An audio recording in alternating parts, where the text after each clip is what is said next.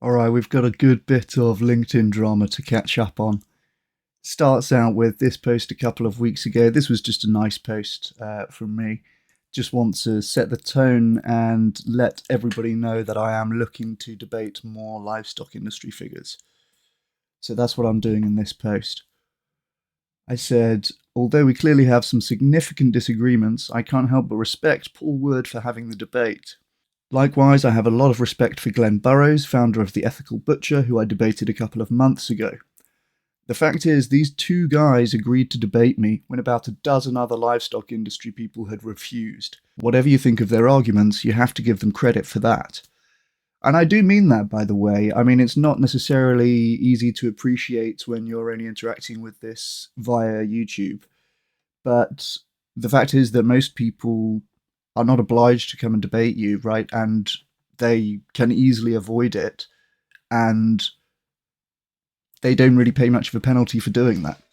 Seriously, me and a couple of other people commenting and saying it's kind of pathetic that you can't defend your views is really the only penalty that they pay for just spouting rubbish and then not being willing to defend it in a debate. And we're going to see that in a moment. So just wanted to set the tone here. I really do have respect, begrudgingly, for these two meat industry people who I have debated on the channel so far. I'm looking to debate more livestock industry figures, the post continues. I am interested to debate scientists, lobbyists, or public figures who defend current levels of meat consumption, intensive animal agriculture practices, or specific scientific papers, including the Dublin Declaration of Scientists and the Global Burden of Diseases Red Meat Review. Tag or send to someone who is pro-livestock and wouldn't mind a robust discussion on these topics. We had Paul Wood and Glenn Burrows amongst the likes here, which is good to see. You know, they're appreciating my appreciation of them. And again, that is genuine. It's very easy to avoid these interactions, and you don't really pay a penalty for doing so. So it's entirely unsurprising to me, as we're going to see in a moment, that most people just cower away from these things. That said, I didn't want to give these guys too much credit. Don't forget Paul Wood was on here saying that most animals don't suffer on factory farms, and spreading doubt about the native health impacts of red meat, even though they're very well established. So I did want to give him a little bit of a ribbing in the meantime, which we did in this series of posts last week. Somebody actually shared this in my Discord server, which I appreciate. Quick bit of context here. A key part in my debate with Paul Wood was this point about the global burden of diseases studies, which Paul claims find only weak evidence of health effects from red meat. And the reason why they say that is because there's no direct randomized control trials showing negative health effects from red meat. There are plenty of epidemiological studies showing that red meat is associated with heart disease and cancer, but in the absence of randomized control trials, Paul Wood and others connected to the meat industry want to say that there's no strong evidence of a negative health effect from red meat. Now, the problem that they have there is that this same standard of evidence finds quote-unquote no strong evidence for all sorts of things which are very well established and which none of them want to challenge. For example, there's similarly no strong evidence for the negative health effects of secondhand smoking or chewing tobacco, using this same standard of evidence. And when I asked Paul Wood in my debate with him whether he would have the same level of skepticism about those things, he seemed to hesitate and say that he wouldn't. And then, as we saw afterwards in our interaction in LinkedIn comments, he was very much obfuscating on that issue. And we had the thing where he'd copied a bit of the abstract but left out half of the sentence that was making my point. If you haven't seen that video, go and check it out. It's a good laugh. So basically, the overall point here was there was a point of contention about whether there was strong evidence for the health effects of red meat in the absence of randomized control trials. So that's what you need to know going into these posts, and I'm sharing a series of 3 studies last week about the same criticism made of the parachute. I post, do parachutes really work? Skeptics of observational data, like my friend Paul Wood, might not be so easily convinced. Quote from a real paper here. As with many interventions intended to prevent ill health, the effectiveness of parachutes has not been subjected to rigorous evaluation by using randomized control trials. advocates of evidence-based medicine have criticised the adoption of interventions evaluated by using only observational data. We think that everyone might benefit if the most radical protagonists of evidence-based medicine organised and participated in a double-blind, randomised, placebo-controlled crossover trial of the parachute. Obviously, this paper's kind of a joke. It's also true, right? There are no randomised control trials of the parachute. And, of course, we're not sceptical about the effectiveness of parachutes to the extent that we want to demand randomised control trials go ahead. Now, Paul would seem to think that it would be unethical to randomly allocate some people to experience secondhand smoking, but I doubt that he would have the same response in randomly allocating people to eat red meat, even though there's the same strength of evidence for a negative health effect.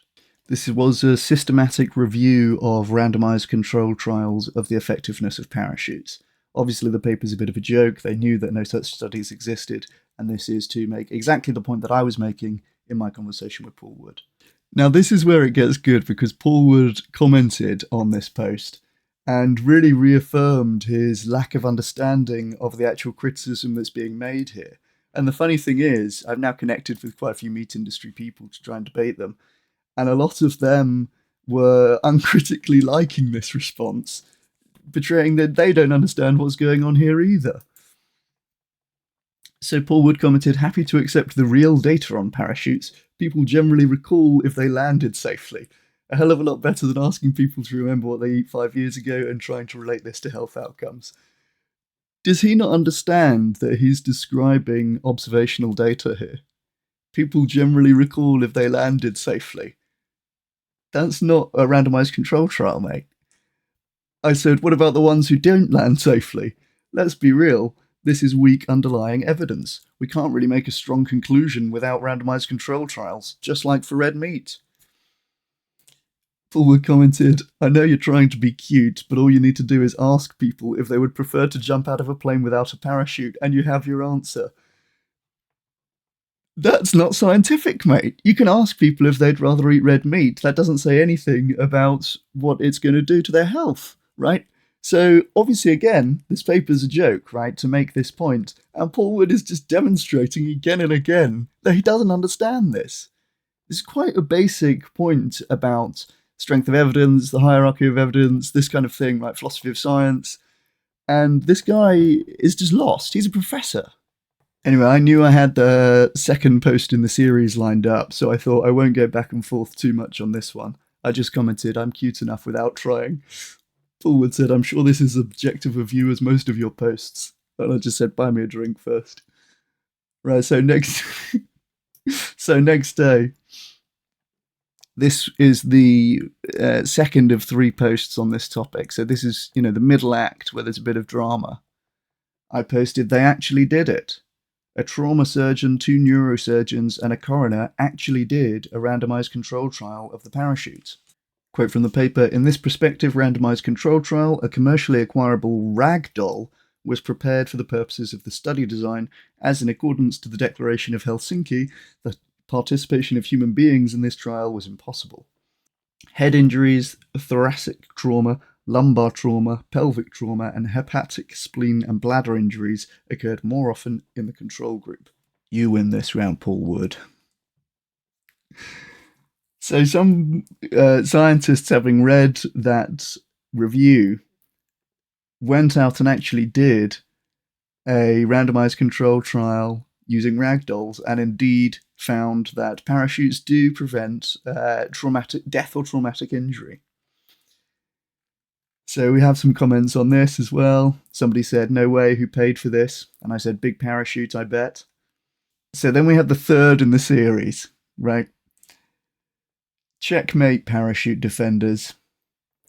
Never mind ragdoll studies, this lot did a randomized control trial of the parachute with real human participants jumping from an aircraft, half with parachutes and half with empty backpacks.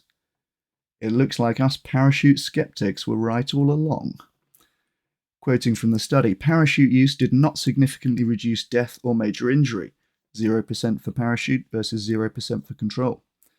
This finding was consistent across multiple subgroups. Parachute use did not reduce death or major traumatic injury when jumping from an aircraft. in the first randomized evaluation of this intervention. Don't worry, Paul Wood, I haven't omitted any key info from the quote.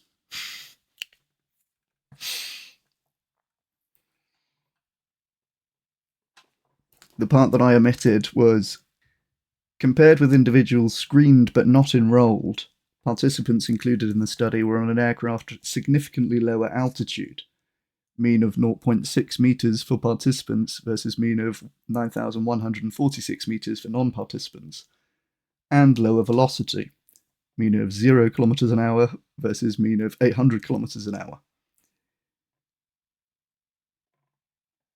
So the punchline of this third study in the series is that the aircraft the people were jumping off was stationary on the ground. And just as Paul Wood did in our previous interaction, I have just left out the bit of the study I quoted that shows this to be the case. Now, somebody commented on this and asked for the explanation. I won't read the first two parts of this because they're pretty much saying what I've explained so far in this video. But the third part, the real answer, we should make public health prescriptions based on the best available evidence and not insist on RCTs before prescribing anything. Despite what some actors might want us to believe, there is in fact a ton of evidence that red meat consumption is associated with heart disease and cancer. AHDB actually corrected their report after I pointed out that it incorrectly claimed there was no convincing evidence for a link between red meat and heart disease. Hopefully, Paul Wood will also now back off his incorrect claim that there's no convincing evidence for negative health outcomes associated with red meat consumption, but we'll see. In summary, don't chew tobacco, don't eat red meat, and for the love of God, use a parachute. And Paul Wood commented again, just to reaffirm that he has taken nothing from this interaction. He said, "You keep saying there's a lot of evidence for red meat consumption being associated with a range of diseases, but it all comes from low-grade observational studies. It is this type of studies that have created confusion in the nutrition space." I don't know what to say at this point because I've done 3 days of LinkedIn posts with a whole narrative to try to invite Paul to see the problem with his view. And on day 3, he's gone nowhere. So I just said, have you learned nothing from the parachute posts? So we had a lot of fun with the parachute posts, and thank you again to the people who shared these studies in my Discord. I really appreciate that, and if you want to join in with some of the banter, head over to dsc.gg/ChrisBryantPhD and join the server. But they're not sending their best. The meat industry are not sending their best to debate. The next scuffle comes from our Vegan 2.0 post this week, which was this Daily Mail article covering the recent study which shows a significant reduction in cancer risk for people following plant-based diets. So we got the Paul Wood comment first of all. Chris, are you really recommending that people take health advice from the Daily Mail? I said a stop clock is right twice a day. And he said, I'm wrong most of the time. I mean, this just wasn't that interesting, so I didn't reply much to that. But we did have a good back and forth with this guy, who could be our next villain if he agrees to debate, which so far he's dodging. Malta Rubach. Are you sure that's a biologically relevant effect size? In epidemiological studies about nutrition, 25% could somewhat be a hint, but far from causal effect. He's got a weird thing going on here about effect size versus effect type. Therefore, the article clearly says, while researchers adjusted for these factors, they said it was impossible to rule out that lifestyle differences such as these may have influenced cancer risk. So he's not talking about effect size here. This is a weird way of saying this. The 25% here is not going to be related to the point about causality. So that's weird off the bat. He says, especially Loma Linda and the Adventist community are far from representative for other populations. Point 2. Point 3, colon cancer, the cancer site most closely related to red or processed meat. According to IARC, rates are decreasing in the USA despite bad nutrition habits in general. This was an interesting part, which I mentioned in my reply. I'll show in a second. Coming up with single food items or food groups to conclude protective effects on cancer from one epidemiological study is not backed by empirical population-wide data, since it's impossible to extract effects of single food items, and rates should increase if they were so. I will say this guy is close to ratioing me here, guys. I've only got 14 likes on this post, and he has got 11 on his comment, so go and support. I commented, Malta Rubak, I'm sure you know that number one, that's true of all epidemiology, and it's also true of secondhand smoke, chewing tobacco, and parachutes in the absence of RCTs. Epidemiology converges more than 80% with RCTs. Number two, this is not a novel finding, it's been observed in a bunch of different samples. Number three, looks like you wanted to say, despite red meat consumption going up, but then realized red meat consumption has actually gone down during that time. So you switch to bad nutrition habits in general. Whoops. This is where you want to say colon cancer rates are decreasing in the USA despite bad nutrition habits in general. He clearly wanted to say red meat consumption going up, right, which is the thing actually in contention. We're not talking about nutrition habits in general. Why would I be interested in that? So straight off the bat, I can see that this guy doesn't know what he's talking about here. Someone else has commented, exactly, you have to compare like with like. A comparable group in the US would be the Mormons. They eat meat but also have lower rates of cancer and a similarly high life expectancy as Seventh-day Adventists. I've tagged them both. I said I would be very happy to have a conversation and explain this to either of you. Guy replies, so let's say number one, it would be more serious by Daily Mail and others who shout out loudly to stay calm and at least cite one more comprehensive study that show real burden of proof. Uh-oh, there's that key phrase. Brackets, there's almost none. Okay, so I think I know where this is going. Yeah, and indeed, here we go. We're quoting the review that Paul Wood likes to use. We estimated the exposure average burden of proof RR to be 1.06, indicating that consuming unprocessed red meat within the range of the 15th and 85th percentiles of exposure was associated with at least 6% higher risk of colorectal cancer. This corresponds to an ROS of 0.06 and a 2-star rating consistent with weak evidence. So even in the quote that he's provided, it does say that there's associated with a higher risk, but he's focusing on this point about weak evidence, right? And burden of proof, the key phrase in his response. So we have got a good response to that. Number two, as shown before, colon cancer. By the way, I appreciate this use of the little numbers. That makes it very easy to follow. I do like that. Number two, as shown before, colon cancer rates in the USA have been falling, and red meat consumption is almost stable. See figure. That's empirical data, not models. So what data is he providing here? Kilograms per capita. He's got pig meat in red and bovine in blue. Okay, fair play on his numbers. That does look pretty steady. I don't know where this is from, though. This doesn't have a source. He has not sourced that. I'm just noticing now. This is just a screenshot. So the numbers that I was looking at, let me see here.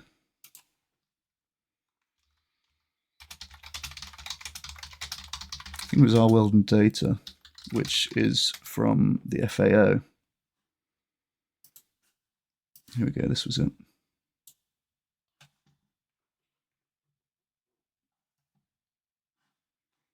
Yep, so this is what I'm looking at, right? And I've got beef and then pork going down, down, down, down, down. Now, overall meat consumption is up, right? But that's due to the increasing role of poultry.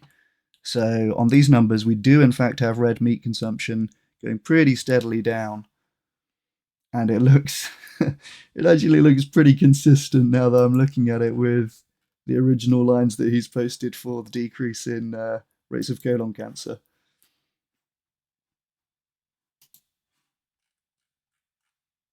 But he's posted some other data here, not clear where this is from, but okay. Of course, when I noticed he was doing the burden of proof thing, I just jumped right on that. So I wrote, oh no, not Paul Wood's favourite weak evidence argument from the global burden of disease. Do you hold similar scepticism towards secondhand smoke and chewing tobacco, which the same series of studies found the same level of evidence for? Will you have a recorded debate with me, or do you know that you can't defend your views here? Shortly after this reply, Malta viewed my LinkedIn profile, and that was the last I heard from him. That was about 12 hours ago. He's obviously looked and thought, maybe I don't want to pick this fight. I commented also no number 3, which he just completely abandoned the point. What was number 3? Red meat consumption. Oh, he did contest red meat consumption going down. Okay, I guess he didn't contest that it had been found in a bunch of different samples. Not he was saying there was some sort of sampling bias here, and I rebutted that, and he didn't respond. So that's fair enough. We should put 1 and 3 here, really, but okay. I commented, so can you actually stand up for what you're saying here in a recorded conversation or not? Some other person starts commenting, and I said, do you think you can defend that view in a conversation, in a recorded debate? And immediately, I'm not a nutritional scientist, only an ex-vegetarian and nearly vegan with a huge interest in the matter and long-term experiences. Okay, so there's just some random person with their anecdotes. I'm not that interested in that. And he says, there are a couple of great scientists writing fact-based about that topic here on LinkedIn. Please ask them. I said, unfortunately, people like Malte Rubach, who claim to be scientific authorities on this topic, are also completely unwilling to discuss. Perhaps they, like you, know that they can't defend their ideas. He says, or they just don't need to discuss a non-scientific level anymore. Feelings or stories are not facts. Your Daily Mail post here. All right, whatever. This guy's just a random media who doesn't want to debate. Paul Wood chirps up. I expect that Malte and Niklaus know a lot more about what a well-conducted study looks like than you. I said, I'm still not sure if you can actually understand the studies that you cited that I had to explain to you a couple of weeks back, so I'm not putting too much stock in your evaluation. Do you understand the point about red meat versus secondhand smoking yet? He said, your problem is that you actually believe some of the stuff you post because it fits the narrow view you're paid to promote. I'd love to get into that. Paul Wood wants to talk again. If I am not sure about a topic, I reach out to experts in my network like Alice Stanton to ensure I do understand the key issues. He's talking about somebody who was involved in this whole debate about the burden of proof thing. So he's essentially kind of saying here that he concedes that he doesn't really understand that point. I would highly recommend this as an approach. I said you didn't answer the question. Do you understand the point about the evidence on red meat versus secondhand smoking? You cite this evidence a lot, but you appear to know nothing about the methodology. And when you quoted it, you deliberately omitted part of the quote that showed you were wrong.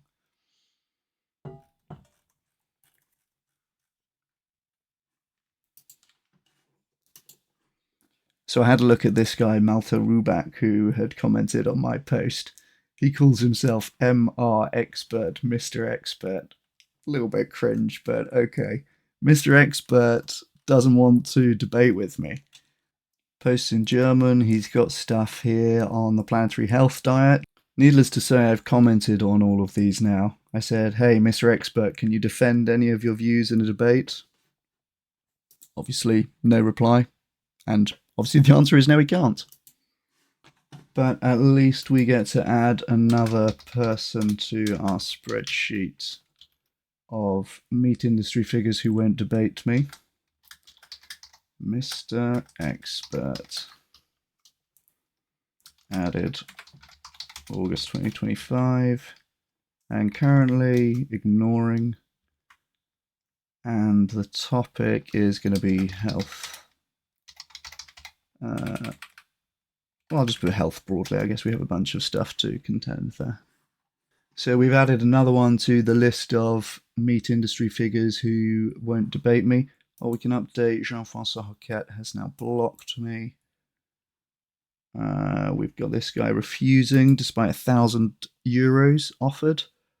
We've got these two blocking despite £200 each offered. We also had a cattle rancher declining, or actually just ignoring, an offer of $500 to debate factory farming. Yeah, these people all like to post about how meat's not unhealthy, about how factory farming's fine. Their reports, the AHDB report, the Dublin Declaration, the Global Burden of Disease. And when they're actually challenged to defend these things in a recorded conversation, they are nowhere to be seen. They either ignore, or they just block, or they refuse.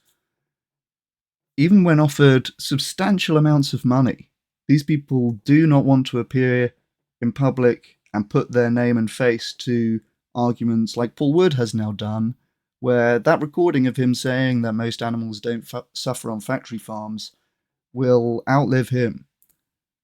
Right, that recording is going to be an everlasting memory of what Paul Wood stood for. And even then, I respect him for taking the debate and for actually being willing to talk about the implications of his views, because as you can see here, most of the people I challenge from the meat industry are absolutely not willing to do that. So although Paul Wood has been made to look a little bit foolish in this interaction and is demonstrating continuously that he doesn't really understand what's going on here, he is at least doing better than all of these people on my list, some of whom have turned down substantial amounts of money, and that should tell you how confident they are to actually defend their views.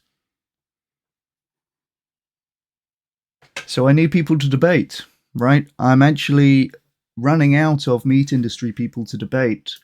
This started out with my post putting out a challenge for meat industry, for livestock industry figures who want to debate, and nobody, right? It's crickets. So if anybody watching knows of somebody with pro-livestock views, please send them this challenge, right? Come and have a debate about it. Come and have a recorded conversation and actually put your name to the views that you're espousing. Because refusing to do that is just weak.